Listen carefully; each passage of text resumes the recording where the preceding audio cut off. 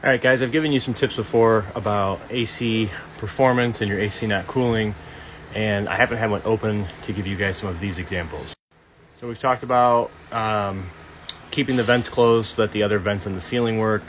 We've talked about keeping your coils clean, things like that. Haven't talked too much about this air dam. So this air dam is what separates your intake versus your discharge side. Air goes on this side, the AC removes the presence of heat and discharges that air. So if this dam has leaks around it, or is completely fallen over or not installed properly, it will essentially just create a cycle in here, circulating its own air and not cooling the air in the coach. We've talked about freezing up, and while there are a few reasons an AC could freeze up, that freeze plug not being inserted is one of the culprits. I wouldn't say it's the most common, but it's up there.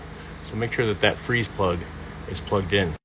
There's no particular place, it just kind of shoves in between the fins. If you're having actual power issues and you've already checked breakers and fuses, make sure you check these spade connectors on the control board.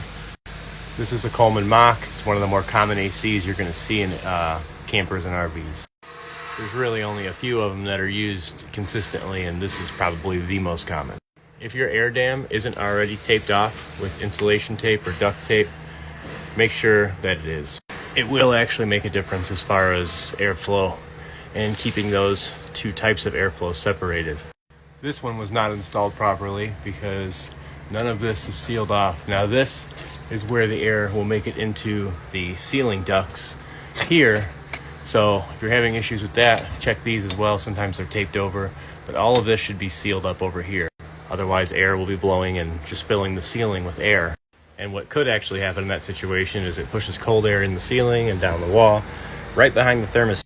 Then that thermostat will always think it's cold in here, and that AC will turn on and off constantly.